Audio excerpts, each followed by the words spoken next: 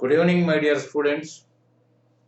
Today we entered into the second day of this a particular and a special class for you all.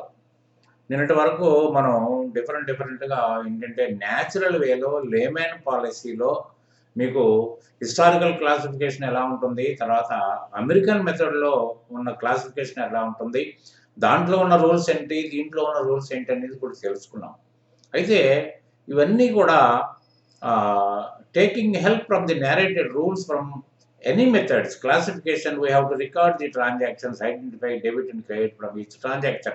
అంటే ఏ మెథడ్లో ఉన్నా కూడా మన ట్రాన్సాక్షన్స్ని record చేయడానికి ఖచ్చితంగా ఈ రూల్స్ను మాత్రం ఖచ్చితంగా పాటించాల్సి. According to double entry system of accounts, every transaction will have two opposite and equally valued aspects by which are to be set with debit and credit.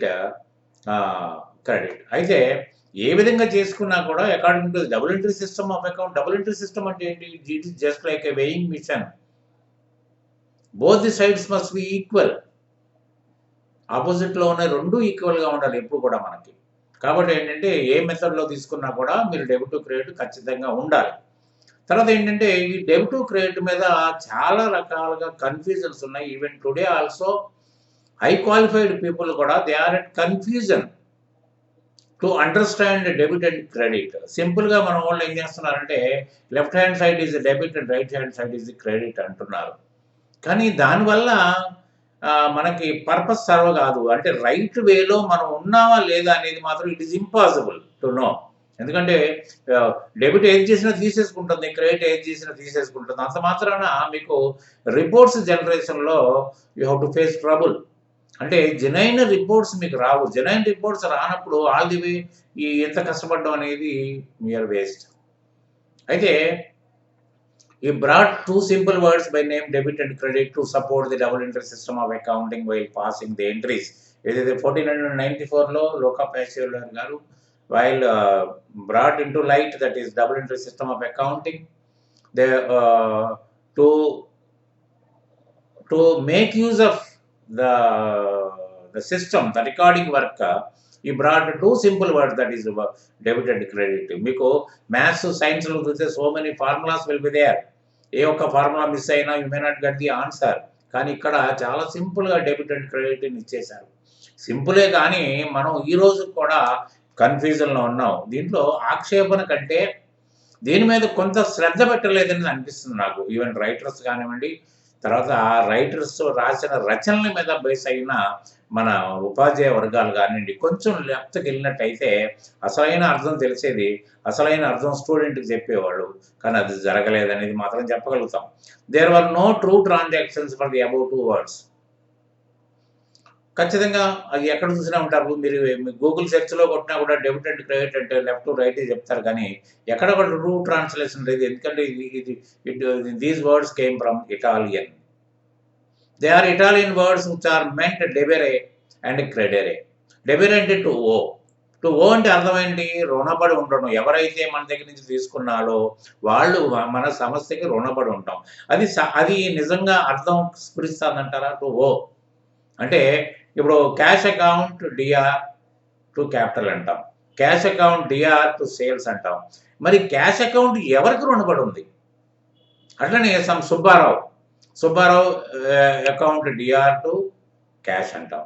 Subbarao ఎవరికి రుణపడి ఉన్నాడు? ఏంటంటే సుబ్బారావుకి ఇవ్వాల్సిన డబ్బులు మనం ఇచ్చి ఉండొచ్చు, సుబ్బారావుకి అడ్వాన్స్ ఇచ్చి ఉండొచ్చు, ఏదైనా ఇంటి ఇచ్చి ఉండొచ్చు.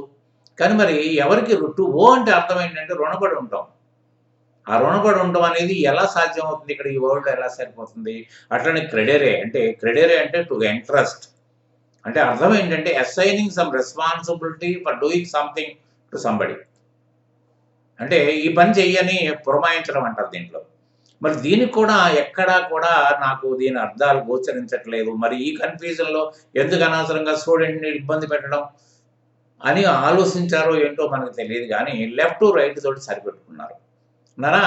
తర్వాత these two were abbreviated as DR and CR while using. DR అని సిఆర్ అని అంటారు. అంటే credit abbreviation CR, debit abbreviation DR. కానీ most of the teachers with a view to not to confuse with the real meanings use to say the meaning as a left side debit and right side credit, but it won't replace the meanings, and usage may lead the student to identify a wrong account. Nara, because of the above explanation regarding the identification of account, the student could not reach the targeted goal. ఏదైతే నేను పెద్ద accountant కావాలి, ఒక సంస్థలో ఒక మంచి accountant కావాలి, నేనే కీ పర్సన్ కావాలని ఎవరైతే కలలు కన్నారో అది ఆదిలోనే అంశవాదం అంటారు చూసారా, ఆదిలోనే. ఎందుకంటే పునాదులు గట్టిగా ఉంటే మీరు ఎంత పెద్ద బిల్డింగ్ పెట్టినా ఉంటుంది, ఇది ఇక్కడ పునాదుల్లోనే ఫెయిల్ అవుతుంది. ఎందుకంటే రికార్డింగ్లో మీరు ఐడెంటిఫికేషన్ కనుక రాంగ్ చేసినట్టయితే రికార్డింగ్ తప్పు అవుతుంది. రికార్డింగే ప్రైమరీ కాబట్టి ఆ రికార్డింగ్ నుంచి వచ్చి ట్రాన్స్ఫర్ చేసి ఏ రిజిస్టర్కి ట్రాన్స్ఫర్ చేసినా రాంగ్ మీకు మీనింగే ఇస్తారు కదా. అందుకని because of the recording the identification of account, student could not reach the targeted goal of becoming an accountant. More DR abbreviation of debit spell as debtor, somebody as debt. ఇప్పుడు DR అంటే abbreviation. Abbreviation అంటే ఖచ్చితంగా డీకి ఉండాలి, ఆర్కి ఉండాలి. ఇక్కడ ఏమంటారు కొంతమంది, debtor అనే పదం ఎక్కువ వాడతారు. Cash account debtor to capital అంటారు. డెటారు అంటే అర్థం ఏంటి? ఇప్పుడు క్యాష్ డెటార్ ఎట్లా అవుతాడు? క్యాష్ డెటార్ అంటే పర్సన్ కింద లెక్కేసుకోవాలి కదా. Is a debtor, is a creditor అంటే పర్సన్స్ గురించే మనం మాట్లాడతాం కదా. మరి అప్పుడు ఎలా డెబిట్ అంటారు? డెబిట్ అంటే మరి ఆరు సంగతి ఏమైపోయింది? కాబట్టి ఏంటంటే అసలైన పద అర్థాలు అవి కాదు. దీంట్లో the real expansion of the abbreviations as DR as debit record and CR as credit record. ఖచ్చితంగా గుర్తుపెట్టుకోండి. ఇక్కడ డెబిట్ రికార్డ్ అంటే ఏదైతే మనం డెబిట్లో cash debit record to capital, cash debit record to sales, whatever it may be. క్రెడిట్లో ఏదైతే ఉందో అది దీనికి డెబిట్ రికార్డ్ అని. దానికి ఫుల్ అర్థం చెప్పుకుందాం. మనం ఇప్పుడే ఒక ఎక్స్ప్లెనేషన్ కూడా ఇచ్చాను, నేను చెప్తాను నేను. As I said, it is a subject familiar and being used by everybody in the world, as this was written on the earning of rupee. ఒక రూపాయి సంపాదన కోసం ఏర్పాటు చేసిన సబ్జెక్ట్ కాబట్టి ఇది అందరికీ అవసరమైన సబ్జెక్టు, అందరూ వాడబడి సబ్జెక్టు. మరి ఇటువంటి మీనింగ్లు ఇస్తే అవసరం వాళ్ళని అసలు ఏమి చదువు రానుడు ముందు మనం ఇంకా చదువు రానుడు అయిపోతాం. The meanings must be understandable, easily to identify the debit and credit, should be away from mistakes in the identifications. అంటే ప్రతిదీ ఏదైనా చదవండి మీరు.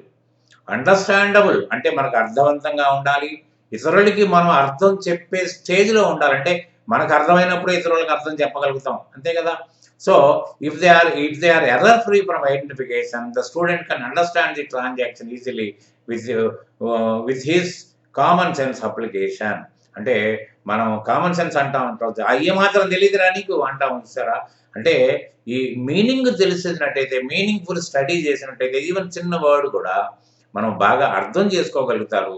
ఇంకెప్పటికీ రివిజన్ కూడా చేసుకోకలేదు, ఎందుకంటే అర్థం అయిన తర్వాత రాస్తున్నాడు, అర్థం కాకుండా బట్టి పట్టట్లేదు. అక్కడ తప్పు వస్తుంది. అక్కడ there by fulfil is object of becoming an accountant. So I invented 3 words to satisfy the real applicable meaning of debit and credit. సరే, నేను అంత గొప్పవాడిని కాదు, మనకంత క్వాలిఫికేషన్ బ్యాక్గ్రౌండ్ కూడా లేదు, నేను పాస్ అయిందే బీకామ్. కానీ ఏంటంటే దీని మీద ఉన్న మక్కువ ప్రేమతోటి ఇంకా దీని లోపల గంట పోవడానికి స్కాన్ చేసి ప్రయత్నం నేను చేశాను. కొంతవరకు సబలీకృతం అయ్యాను నేను అనుకుంటాను.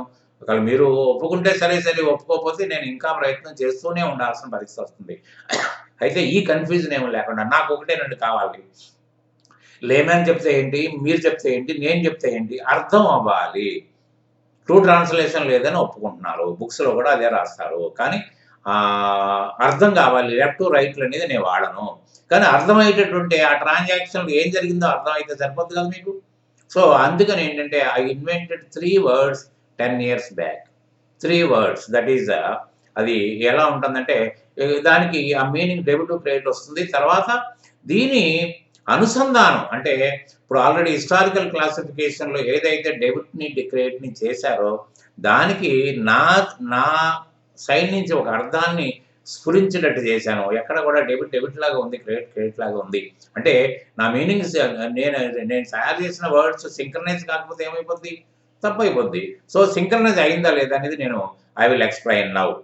సో ఇక్కడ debit utilisation of funds and destination of funds, credit all sources of funds for the above. Debit అంటే యూటిలైజేషన్ ఆఫ్ ఫండ్. యూటిలైజేషన్ అంటే ఏంటండి? వినియోగం.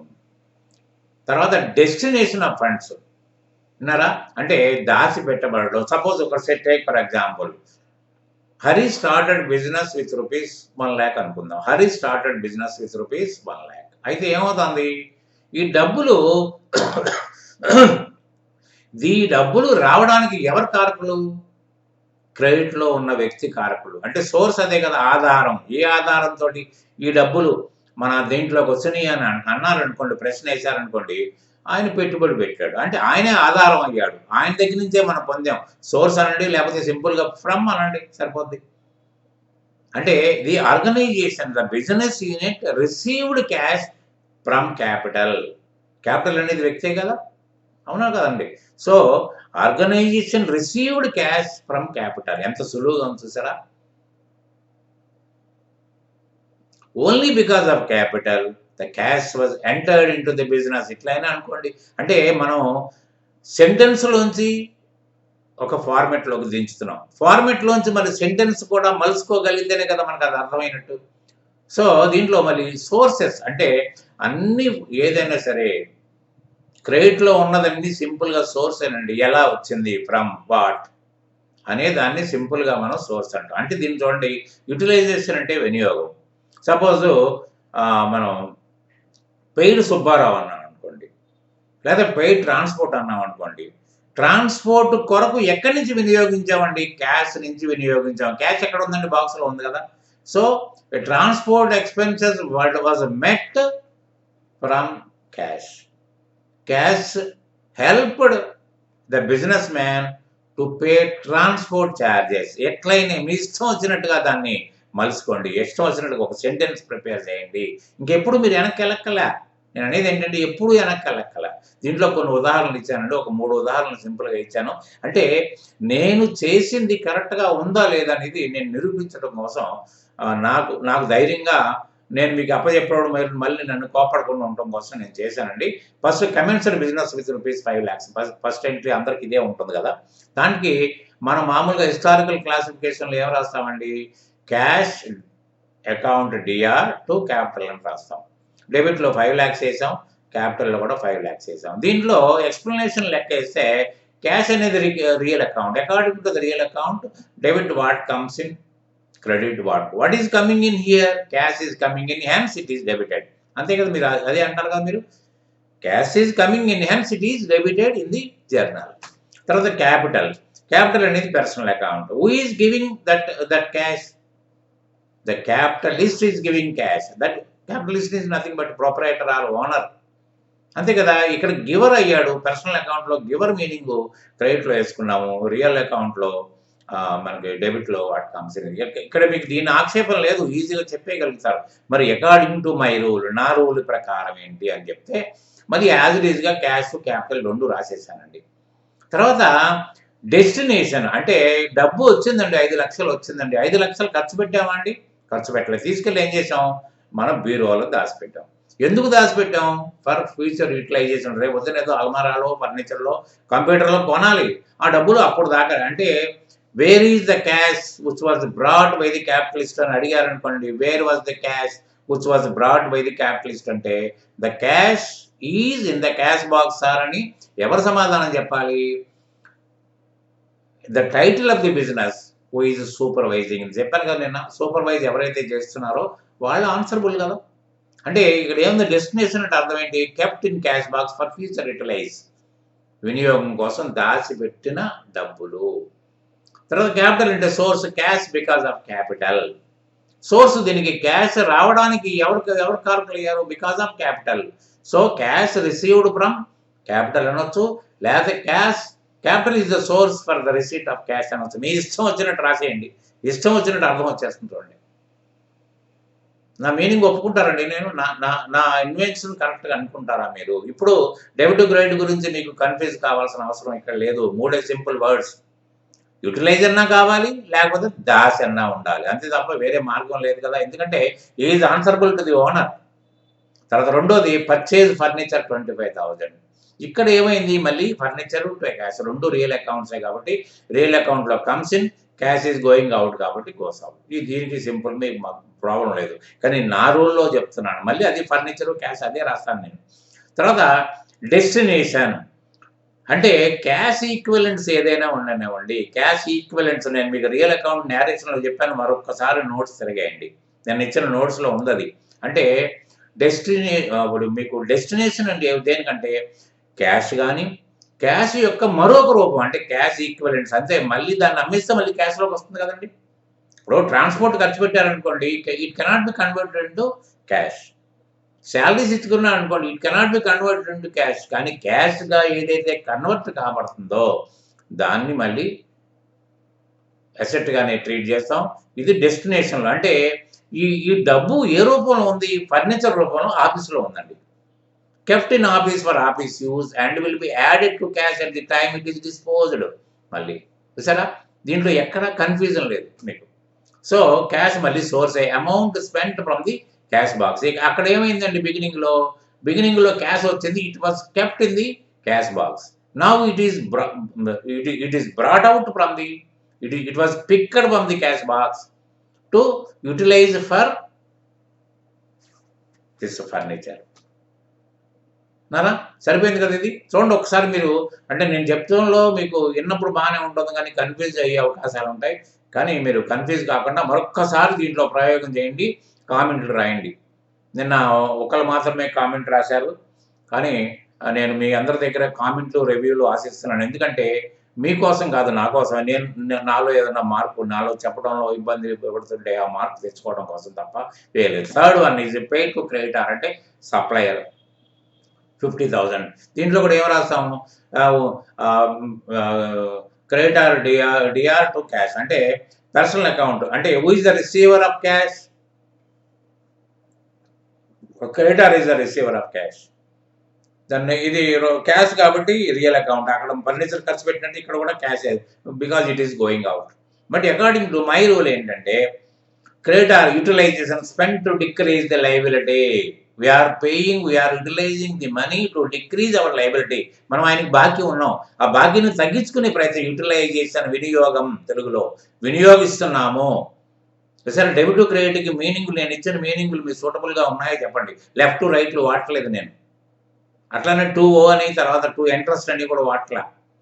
తర్వాత cash to source amount spend from the cash box. As it ఈస్గా మనం ఫర్నిచర్కి ఎలా ఖర్చు పెట్టామో దీనికి కూడా అలాగే ఖర్చు పెట్టాం. సింపుల్ మీనింగ్ ఇది. దీంతో మీరు మొత్తం చేయొచ్చు అండి.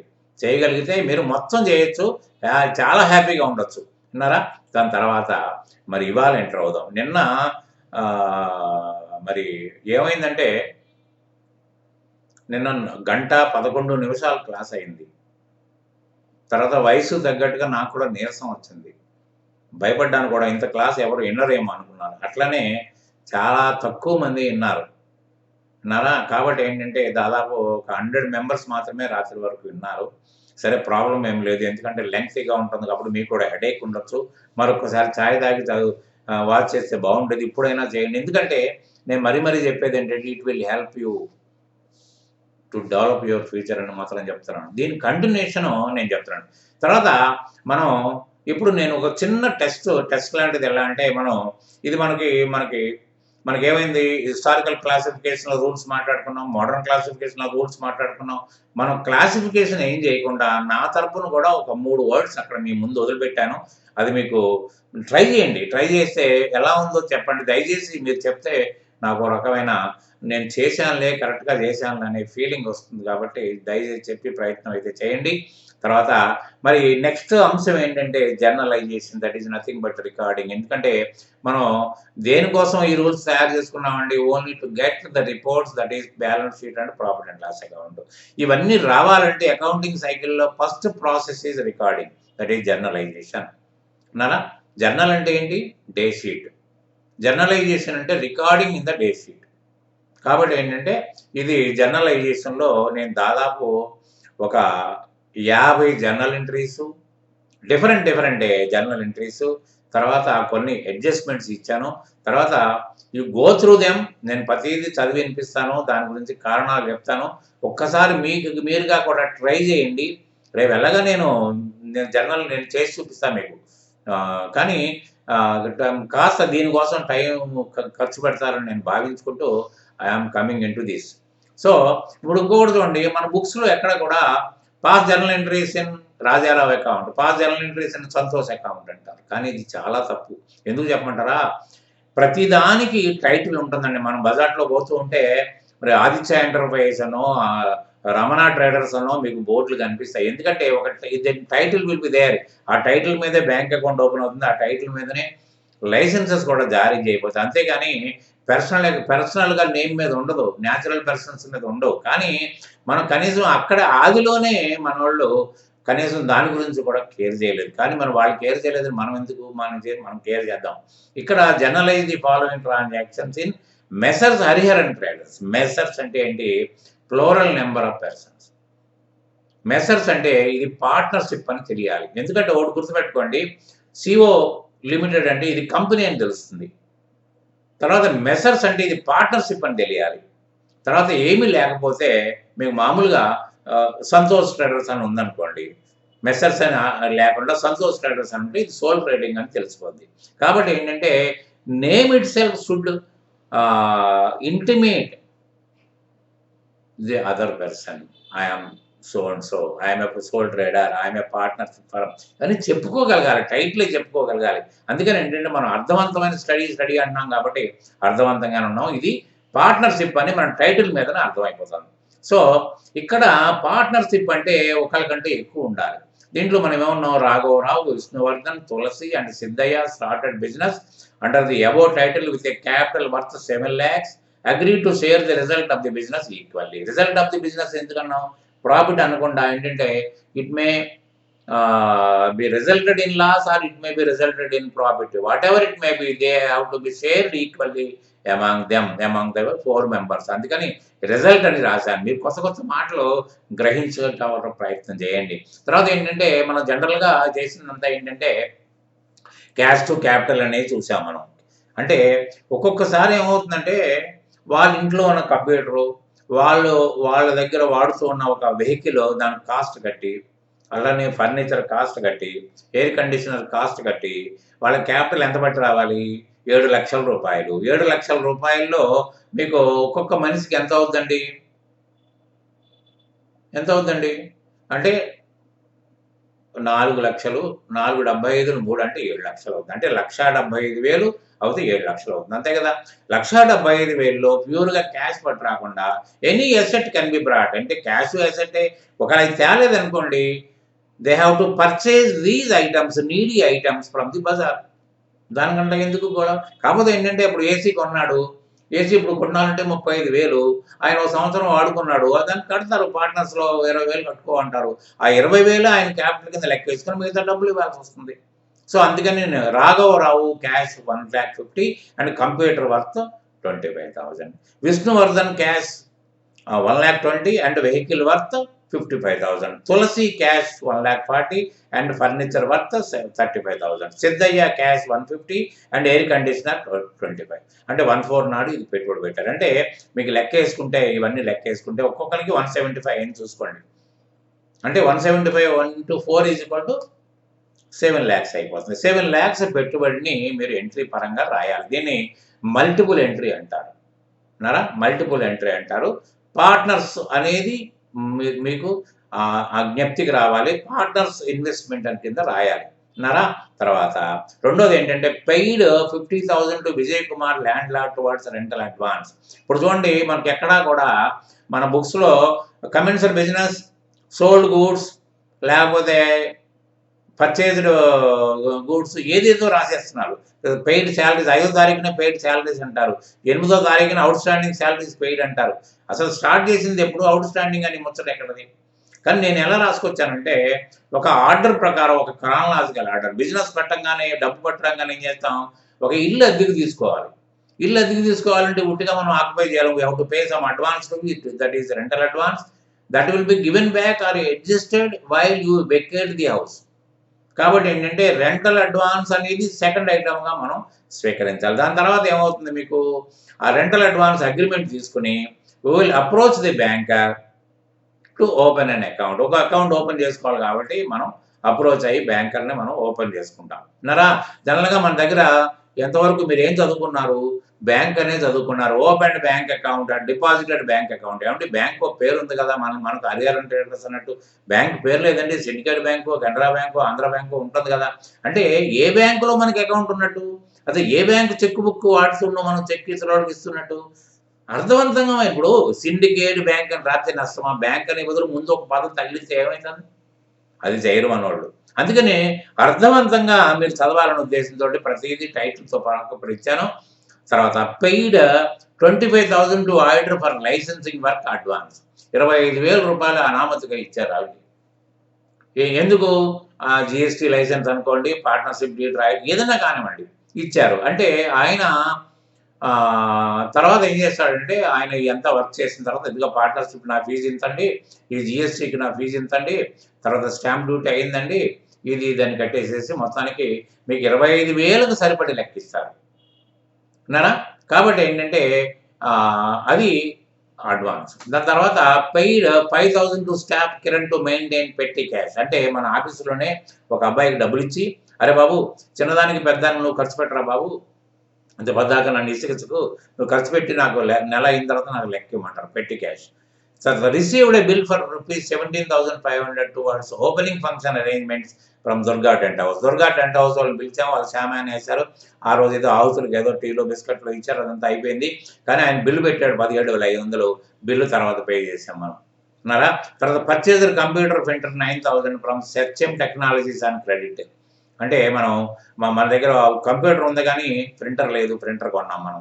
అంటే అరువుకే కొన్నాం, సర్చింగ్ టెక్నాలజీస్. తర్వాత పర్చేజర్ కంప్యూటర్ ప్రింటర్, తర్వాత purchased goods worth 3,25,000 for Kiranmayi traders with an advance of 55,000 through cheque on FOR terms. అంటే ఎఫ్ఓఆర్ అంటే ఫ్రీ ఆన్ రోడ్. అంటే ఎవరి దగ్గర అయితే కొన్నామో వాళ్ళే కిరాయి భరిస్తారు, మన గొడవ దాకా వచ్చేది వాళ్ళే బాధ్యత వహిస్తారు. అంటే మనం కిరాయి ఇచ్చేస్తాం, తర్వాత ఆ కిరాయిని వాళ్ళు రీయింబర్స్ చేస్తారు, సర్దుబాటు చేస్తారు. ఇది కూడా మీరు చూసుంటారు ఈ అకౌంట్ కూడా. ఎఫ్ఓఆర్ అంటారు. ఎఫ్ఓఆర్ అంటే ఫ్రీ ఆన్ రోడ్. అది కూడా పక్కన రాశాను మీకు నేను. అంటే 3,25,000 రూపాయలు సరుక్కొని దానికి 55,000 రూపాయలు చెక్కు ద్వారా ఇచ్చారు. ఏ చెక్కు ద్వారా ఇచ్చారండి, సిండికేట్ బ్యాంక్ చెక్కే. చెక్ అనగానే మళ్ళీ చెక్ అను లేకపోతే ఇంకోటి రాయొద్దు. మన దగ్గర ఆల్రెడీ ఉన్న బ్యాంక్ ఏంటి, ఆ బ్యాంక్ గురించే మనం మాట్లాడుకోవాలి, అది గుర్తుపెట్టుకోండి. తర్వాత transport charges paid and purchase which is an ఎఫ్ఓఆర్ term 13,500. నాకు చెప్పాను కదా నేను, మనం లారీ రాగానే మనం 13,500 రూపాయలు మనం ఇచ్చేసాం మనం అన్నారా. తర్వాత Durga tent house bill settled అని అమౌంట్ ఇక్కడ వేయలేదు. ఎందుకంటే దుర్గా టెంట్ హౌస్ మనం ఎంత ఇవ్వాలండి, 17,500 ఇవ్వాలి. ఇది ఇప్పుడు వాళ్ళకి డబ్బులు ఇచ్చేసాం అన్నారా. తర్వాత 65% of credit purchase was sold with 25% margin to Aravinda traders against 30% advance through cheque with FOR terms. ఏమండి మనం ఎక్కడ కొన్నామండి, కిరణ్మయి ట్రేడర్స్ దగ్గర నుంచి కొన్నాము. మనకి 3,25,000కి. దాంట్లో 65% గూడ్స్ అమ్మాం. మొత్తం టోటల్గా 100 వచ్చినట్టు అమ్మేలేదండి, 65% అమ్మాం. ఎలా అమ్మామండి, 25% మార్జిన్ యాడ్ చేసుకుని మనం అమ్మాం. ఇది కూడా తర్వాత మనకు 30% అడ్వాన్స్ కూడా వచ్చింది. కొంచెం ఎంట్రీ ఆలోచించుకోండి, క్యాలిక్యులేట్ చేసుకోండి. నేను చెప్తాను రేపొద్దున, కానీ ఈలోగా మీరు క్యాలిక్యులేట్ చేస్తే you can confirm your calculation, అది గుర్తుపెట్టుకోండి. తర్వాత return outwards worth ₹15 out supply. Supply పేరు రాలేదు ఇక్కడ, కిరణ్మయి ట్రేడర్స్ అని సప్లై గుర్తుపెట్టుకోండి. ఇవన్నీ కొన్ని పదాలు మీరు ఆలోచన కోసం వదిలిపెట్టేస్తున్నాను నేను అన్నారా. తర్వాత 15,000 సరుకులు వాపస్ చేసాం మనం. Credit note received from Kiranmayi traders towards transport reimbursement. చూసారా, ఆయన ఇవ్వాల్సిన డబ్బులు 13,500 మనం ఖర్చు పెట్టాం కదా, అది ఆయన మీ అకౌంట్లో నేను జమ రాశానని ఒక క్రెడిట్ నోట్ పంపించాడు అన్నారా. Kiranmayi traders credited Hariharan traders account towards receipt of 50% through cheque. అంటే మీరు మనం కొన్ని డబ్బులు 50% డ్యూ అమౌంట్లో 50% ఇచ్చాం. ఆయన అక్కడి నుంచి రెసీట్ పంపించాడు, received 50% of due from you అని. దాన్ని మనం ఎలా రాసుకుంటాము, మనం అప్పుడు మన ఆ అకౌంట్లో 50% ఇచ్చినట్టు రాసుకోవాలి కదా. ఇది తర్వాత receive debit note for transport charges paid and sale 7,000 from Aravind. అక్కడేమో ట్రాన్స్పోర్ట్ పర్చేస్ చేసాము, రీఎంబర్స్మెంట్ జరిగింది. ఇక్కడేమో అరవింద ట్రేడర్స్కి మనం అమ్మాం కదా, ఆయన 7,000 రూపాయలు నేను ఖర్చు పెట్టానంటే ట్రాన్స్పోర్ట్ ఇచ్చాను, మరి నాకు రీఎంబర్స్మెంట్ ఇవ్వండి అంటే అదో ఆ ఎంట్రీ డిఫరెంట్, ఈ entry different. Received 50% of due from customer through cheque on రాఘవరావు నేమ్. చూసారా, పార్ట్నర్ ఎవరు? రాఘవరావు పార్ట్నర్ ఉన్నాడు. అయితే ఈయన చెక్కు 50% యాక్చువల్గా మనకు కదా రావాల్సింది, మనకు చెక్ వస్తే మన బ్యాంకులో వేసుకుంటాం. కానీ ఏం చేశాడు, రాఘవరావు గారి పేరును రాశాడు. మరి రాఘవరావు గారికి ఆయనకి ఏం బంధం ఉందో తెలియదు, లేదా రాఘవరావు గారు కలిసి నా పేరును చెక్ వేయని మార్చిస్తా అన్నాడు, ఏదైనా కానివ్వండి, మొత్తానికి ఆయన పార్ట్నర్ ఉద్దేశంతో ఆయన ఇచ్చేశాడు. సో మరి మనకు డబ్బులు రాలే. మరి who is the receiver here? రాఘవరావు ఇస్ ద రిసీవర్ హియర్. అది తర్వాత FDR 5,000 50,000 with interest 2,500 of the Tulasi credited in the organisation's bank account. ఆమె డబ్బులు ఇక్కడ తక్కువ ఉన్నాయి. తర్వాత ఎఫ్డిఆర్ ఉంది 50,000, దాని మీద వడ్డీ కూడా వచ్చింది. ఆ మొత్తం మీరు తీసేసుకోండి. అది అడిషనల్ క్యాపిటల్ అన్నట్టు ఇది అన్నారా. April month salary not paid.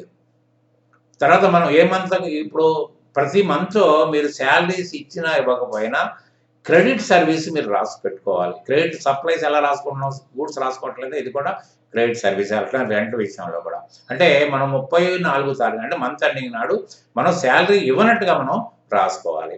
దాన్ని ఎలా రాస్తారు? తర్వాత పెట్టి cashier submitted bill for office maintenance 4,800. ఇది అంటే మనం 5,000 ఇచ్చాం కదా దానికి, ఇదిగో నేను ఇంత ఖర్చు పెట్టానని 4,800 లెక్కిచ్చాడు ఆయన, ఎప్పుడు నెలాఖరున ఇచ్చాడు. తర్వాత పెట్టి క్యాషియర్స్ అకౌంట్ వాజ్ రీఎంబర్స్డ్.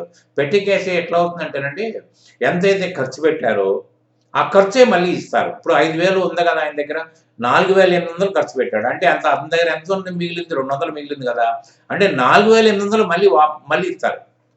అంతకుముందు మొదట్లో 5,000 ఇచ్చినట్టు ఇప్పుడు 4,800 కూడా ఇస్తే ఏమవుతుంది, మళ్ళీ 4,800 ప్లస్ 200 కలిపితే 5,000, అంటే మళ్ళీ నెల బిగినంగులో 5,000 ఉంటుంది. ఇది పెట్టి క్యాష్ మెయింటెనెన్స్ సిస్టమ్, ఇది గుర్తుపెట్టుకోండి నారా. తర్వాత insurance paid 12,000 to oriental insurance company and 112,19 for vehicle. మనం వెహికల్కి ఒక ఇన్సూరెన్స్ కట్టాము 12,000 రూపాయలు, ఓరియంటల్ ఇన్సూరెన్స్ కట్టాము 112 నాడు కట్టాం, అంటే డిసెంబర్ కట్టాం. అంటే జనరల్ ఇన్సూరెన్స్ అంటారు దీనికి, 12 months పీరియడ్ లైఫ్ ఉంటుంది. అంటే ఈ సంవత్సరంలో మనకి దీని యొక్క ఉపయోగం 4 నెలలే, అంటే 8 నెలలు నెక్స్ట్ ఇయర్కి వస్తుంది. దీన్నే మనం ప్రీపెయిడ్ ఇన్సూరెన్స్గా క్రియేట్ చేయాల్సి వస్తుంది. అడ్జస్ట్మెంట్స్లో రాశాను, గమనించండి. తర్వాత damage through fire accident 3 lakhs claim to oriental insurance. ఏమండి, మనకి డ్యామేజ్ అయిందండి. డ్యామేజ్ అయితే ఏమైందంటే మీకు ఒక 3 లక్షల రూపాయలు మనకి డ్యామేజ్ అయితే, ఇది మనం ఇన్సూరెన్స్ కట్టాం కాబట్టి ఓరియంటల్ ఇన్సూరెన్స్ నుంచి మనం అది క్లెయిమ్ చేసాం అన్నారా. కాబట్టి ఏంటంటే ఆ క్లెయిమ్ తీసుకుని వాళ్ళు ఏం చేశారంటే వాళ్ళ సర్వే వాళ్ళు చేసి దాంట్లో మీకు ఇదంతా కాదు, మీ మా అంచనా ప్రకారం 2,75,000 అయింది అని 2,75,000 మనకి చెక్కు పంపించారు అన్నారా. అయితే మరి 2,75,000 ఇస్తే మనకి 25,000 రూపాయలు లాస్ అన్నట్టు కదా, మరి దాన్ని ఎలా ఎంట్రీ రాస్తారనేది మీరు రాసుకోండి. అట్లనే April month salary and April month rent paid through cheque. అంటే అక్కడేమో పే చేయనట్టు రాసాము, ఇక్కడేమో పే చేసినట్టు రాసాము, అది ఎలా రాస్తారు ఎంట్రీ. తర్వాత auditor submitted bill for 30,000 which is detailed as licensing expense 25,000, auditor fee 5,000. ఏమండి, ఆయనకి ఎంత ఇచ్చామండి మనం, 25,000 ఇచ్చాం. కానీ ఆయన ఖర్చు పెట్టింది 30,000. 30,000 ఏమన్నాడు, 25,000 మీ లైసెన్స్కి అయిపోయిందండి, మరి నా ఆడిటర్ ఫీజు అయితే రాలేదు, నాకు 5,000 ఇవ్వాలని ఆయన ఇచ్చాడు. సో ఆ బిల్లు కూడా మనం అదే రోజున డబ్బులు ఇచ్చేసాం ఆడిటర్ గారికి. తర్వాత supplied goods worth rupees 1,25,000 to Bindu traders by Kiranmayi traders as per the order. ఏమండి, బిందు ట్రేడర్స్కి ఒక ఆర్డర్ పెట్టారు. మనం ఏం చేయాలి, మనం గూడ్స్ తెప్పించుకోవాలి సప్లైయర్ దగ్గర నుంచి, మనం ఈయనకి అంటే లారీ రావాలి, కిరాయి ఇవ్వాలి, అన్లోడ్ చేయాలి, మళ్ళీ ఆ లారీని ఇంకో లారీలో వచ్చి పంపించాలి. ఇది ఉష్ణాయాసం, ఖర్చుతో కూడుకున్న పని. అందుకని ఏం చేస్తామంటే సప్లైయర్కి ఇదంతా కాదండి, బిందు ట్రేడర్స్కి సరుకులు కావాలంట, మీరు డైరెక్ట్గా బిందు ట్రేడర్స్కి పంపేయండి, ఒరిజినల్ ఇన్వాయిస్ నాకు ఇవ్వండి అని. అప్పుడు ఏమవుతుంది, బిందు ట్రేడర్స్కి ఎవరు సప్లై చేశారు, కిరణ్మై ట్రేడర్స్ సప్లై చేశారు అన్నారా. తర్వాత బిందు ట్రేడర్స్ కిరణ్మై ట్రేడర్స్ యొక్క బిల్లుని చేశాడు. అంటే ముందు మన బుక్స్లో వాళ్ళిద్దరిని ఒకళ్ళని రిసీవర్గా ఒకళ్ళని గివర్గా పెట్టుకోవాలి. తర్వాత అట్లనే మళ్ళీ ఇక్కడ పేమెంట్ అప్పుడు కూడా ఒకళ్ళకి గివర్ని రిసీవ్, అంటే మన దగ్గర నుంచి డబ్బులు పోలేదు, మన దగ్గర నుంచి సరుకులు పోలేదు, కానీ ఆ సరుకులు మనమే కొన్నట్టు, మనమే అమ్మినట్టు లెక్క, అది గుర్తుపెట్టుకోండి. తర్వాత paid kit subscription to Durga kits 10,000 అంటే మనం చిట్టీలు వేస్తాం కదండి, మనం ఒక 10,000 రూపాయలు మనం చిట్టి కట్టామండి. Received a cheque of 3,75,000 from HDFC after adjust a loan worth rupees 3,85,000. 3,85,000 రూపాయలు లోన్ తీసుకుంటే 10,000 రూపాయలు ప్రాసెసింగ్ ఛార్జెస్ తీసుకుని మనకి 3,75,000 ఇచ్చారు. దీన్ని ఎలా రాసుకుంటాం మనం? తర్వాత vehicle purchase 2 lakhs with in advance of rupees 10,000 and balance on vehicle loan taken from Shriram Finance. Shriram Finance నుంచి మనం అప్పు తీసుకున్నాం వెహికల్ని కుదవబెట్టి. ఇవన్నీ సహజమే, మనం ఈఎంఐలు తీసుకుంటూ ఉంటాం కదండి. సో అందుకని ఏంటంటే మనకి 2,00,000 రూపాయలు వెహికల్ కొంటే మనం 10,000 రూపాయలు కట్టాం, మిగతా డబ్బులు శ్రీరామ్ ఫైనాన్స్ వాళ్ళు ఇచ్చారు. శ్రీరామ్ ఫైనాన్స్ వాళ్ళకి ఈఎంఐ ప్రతి నెల కట్టుకుంటూ పోతాం. అది తర్వాత next received a cheque from Durga sets 68,000 after adjusted document charges. అంటే మనకి ఇక్కడ ఏమైందంటే 70,000 రూపాయల చిట్టి వచ్చింది. ఇక్కడ డాక్యుమెంట్ ఛార్జెస్ 2,000 రూపాయలు అని వేసుకోండి, ఎగిరిపోయింది. ఇక్కడ డాక్యుమెంట్ ఛార్జెస్ 2,000 అంటే 70,000 రూపాయల చిట్టి మనకు వచ్చింది. మనకు చేతికి వచ్చింది 68,000 రూపాయలు. అది గుర్తుపెట్టుకోండి. తర్వాత పార్ట్నర్స్ విత్ 10,000 ఈచ్, ఒక్కొక్కరు 15,000, నలుగురు ఉన్నారు కదా, 40,000 రూపాయలు వాళ్ళ సొంత వాడకాలు తీసుకున్నారు. కంప్యూటర్ పర్చేజ్ 25,000 అని సిద్ధయ్య క్రెడిట్ కార్డు. సిద్ధయ్య అనేది ఒక పార్ట్నర్, ఆయన క్రెడిట్ కార్డు ఉపయోగించి మనకి కంప్యూటర్ కొన్నారు. ఆల్రెడీ మన దగ్గర ఒక కంప్యూటర్ ఉంది, ఇంకో కంప్యూటర్ కొన్నారు. Vishnuvardhan Sons college fee 15,000 paid. ఏమంటే విష్ణువర్ధన్ గారి సన్న కాలేజ్ ఫీజు మనం కట్టాము డబ్బులు, ఆ 15,000 కూడా ఆఫీస్లోంచే కట్టుకున్నాం. అది ఎలా రాస్తారు? తర్వాత purchase goods worth rupees 1,25,000 promotes 25,000 worth goods were taken by staff and it is record. It is to record a staff advance. It is agreed for deduction of 5,000 per month. అంటే మనం 1,25,000 రూపాయలు ఖర్చు పెట్టి సరుకులు కొన్నాం. దాంట్లో 25,000 రూపాయలు స్టాఫ్కి. సపోజ్ బట్టల షాప్ అనుకోండి, దసరాకో దివాళీకో సార్ మాకు బట్టలు ఇప్పించిందంటే సరే వాళ్ళ దగ్గర మనం ఏం తీసుకుంటాం, ఆ ఒరిజినల్ కాస్ట్గా స్టాఫ్కి ఇచ్చాం. కాబట్టి మనం ఖర్చు పెట్టింది 1,25,000, కానీ ఒరిజినల్గా మనం అమ్ముకోవడానికి ఉన్నది 1,00,000కే. అది ఎంట్రీ అలా రాస్తారు. ఇది multiple entry. Furniture worth 25,000 Raghavarao's bank transfer. ఇప్పుడు ఆ పార్ట్నర్స్ అందరూ ఒకటి పంచుతున్నారు. మేము ఎఫ్డిఆర్ ఇచ్చింది, ఈయనేమో క్రెడిట్ కార్డు ఇచ్చాడు. ఇది అంటే 25,000 రూపాయల ఫర్నిచరు ఆయన బ్యాంకు నుంచి ఆయన బ్యాంక్ ట్రాన్స్ఫర్ చేసి కొన్నాడు ఆయన. Old furniture sold 31,500. మన దగ్గర ఎంత ఉంది? 35,000 రూపాయలు విలువైన ఫర్నిచర్ ఉంది. దాన్ని 31,500కి అమ్మాం. అంటే ఆ ఫర్నిచర్ వెళ్ళిపోయింది, మన దగ్గర నుంచి లేదు. Vehicle purchased for rupees 1 lakh in exchange of old vehicle valued by showroom 35,000. 55,000 రూపాయలు వెహికల్ వచ్చిందండి మనకి. బిగినింగ్లో పార్ట్నర్ పెట్టింది, దాన్ని షోరూమ్ వాళ్ళు 35,000 విలువ కట్టారు. 35,000 పోయిన తర్వాత ఎంత అవుతుంది? 65,000 మనం డబ్బులు కట్టితే మనకు ఆ వెహికల్ ఇస్తారు. కానీ అది బ్యాలెన్స్ బై విష్ణువర్ధన్స్ బ్యాంక్ అకౌంట్. ఆ డబ్బులు మనం ఇవ్వలే, విష్ణువర్ధన్ గారు ఇచ్చారు ఆ డబ్బులు, ఆయన బ్యాంకులోంచి ట్రాన్స్ఫర్ చేశాడు, సరిపోయింది. Paid Shriram Finance EMI 12,000 includes interest 1,250.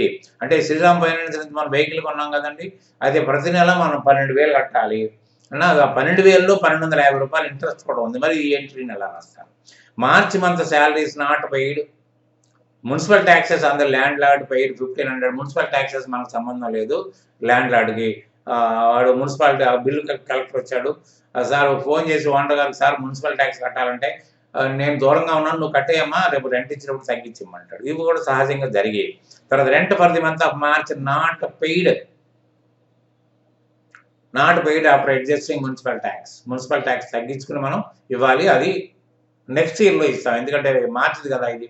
Kiranmaya traders was paid fully in full settlement. అంటే ఆయనకి ఇవ్వాల్సిన డబ్బులు ఎంతో తెలుసుకుంటే దాంట్లో మనకు 1,15,750 అంటే కొంత డిస్కౌంట్ ఉండొచ్చు. అట్లా receive from Aravinda traders 88,000 in full settlement. అట్లనే ఆయన దగ్గర నుంచి మనకు రావాల్సింది కూడా మనకు ఫుల్ సెటిల్మెంట్ డిస్కౌంట్ వచ్చి ఉంటుంది.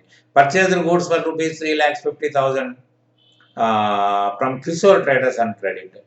తర్వాత purchased goods for 4,50,000 against advance about through bank from Ramana traders.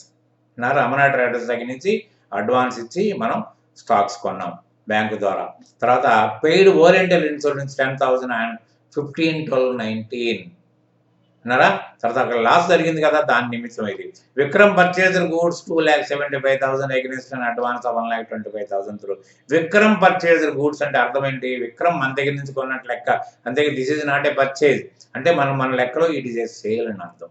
So తర్వాత అడ్జస్ట్మెంట్స్, క్లోజింగ్ స్టాకు 5,74,956, తర్వాత prepaid insurance 8,000, depreciation 15% on AC, computer 40%, printer 40%, furniture 10%, vehicle 15%, provision for income tax is 2560, profit appropriation 1409.25 పైసా అంటే లాభాన్ని పంపడం. ఇవన్నీ కూడా please go through the entries. You please try your self to pass as many entries as you can. రేపొద్దున నేను entries చెప్పేటప్పుడు నేను explain చేసుకుంటూ చెప్తాను కాబట్టి ఒకటే రోజు ఈ ఎంట్రీస్ కూడా కావండి. ఎందుకంటే 50 ఎంట్రీస్ అంటే 60 ఉంటాయి, అడ్జస్ట్మెంట్స్ తోటి 60 ఉంటాయి. 60 ఉంటే దాదాపు 3 days తీసుకుంటాను నేను అన్నారా.